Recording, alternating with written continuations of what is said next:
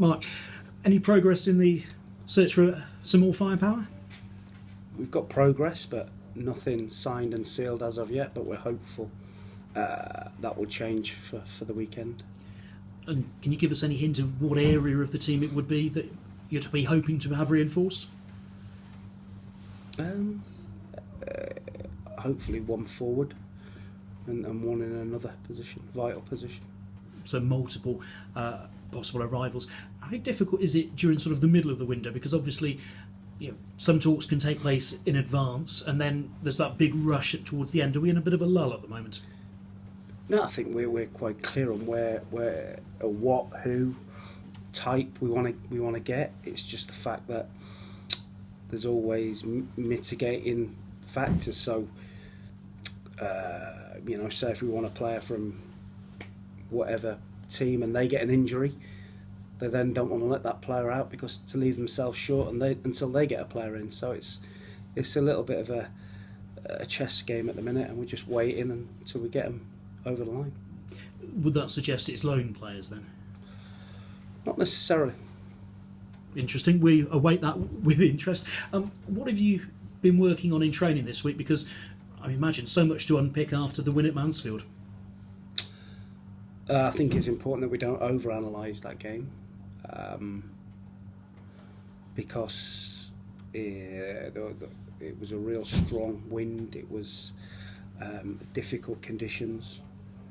We didn't defend well, but we always looked a threat going forward. So completely away from what we have been, really sound defensively and not too potent. So we want to keep one bit and tighten the other bit up. So nothing different that we haven't worked on before.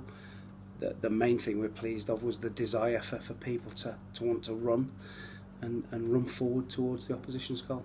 And you've talked about desire in the opposition penalty area at the moment. How much is Farron Rawson on his current goal scoring spree an example and I suppose a bit of a leader amongst the camp? Yes, if your centre forwards are not scoring goals, then you need the goals to be shared out amongst the rest of the squad. And Faz has stepped up in the last couple of weeks to help us get some invaluable points. Joss March obviously made his debut last weekend. How much better will he be for another week's training with you? Time will only tell, but I've seen a difference in his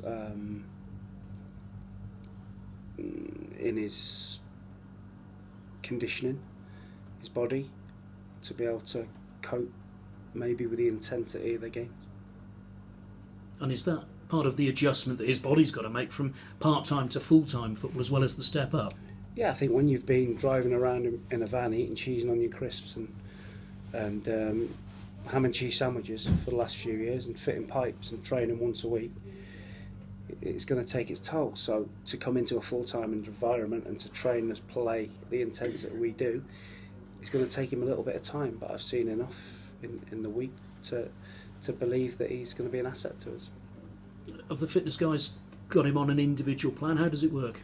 Yeah, of course. They're all individualised. Obviously, it's because we've had a free week. We've been able to do a bit more with him. But the main the most important thing is making sure that he's fresh on a Saturday. So we don't want to kill him too much. But with that in mind, we have done some extra work with him.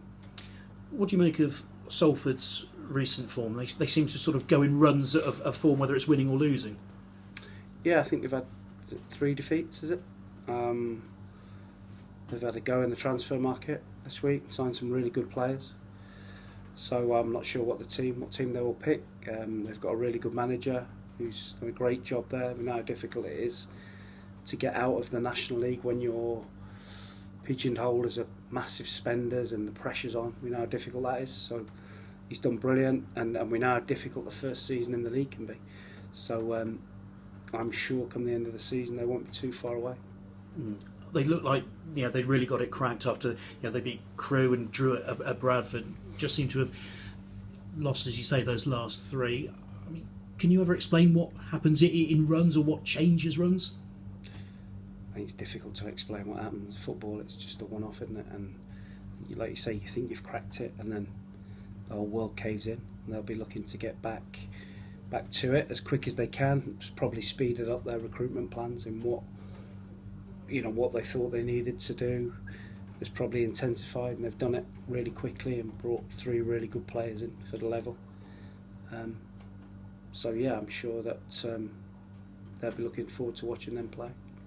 And how much respect have you got for them as a club, knowing what obviously Forest Green had to go through, and as you said, their experience will be fairly similar? Yeah, huge respect. I mean, it's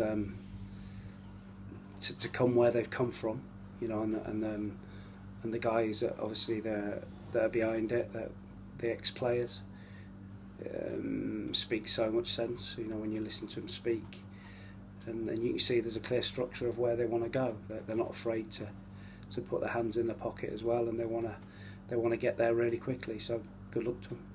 Injuries? How's Liam Shepherd's hamstring? Good. He's trained this week, so all good to go. Everyone else okay? Yeah, George Williams is coming along nicely.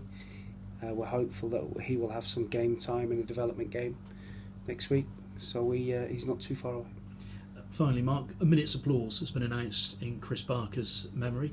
How important the club shows its respects in the right way? Yes, it's important that we do that as a club, and such a shame. And it's when we heard that news on New Year's Day, it was terrible.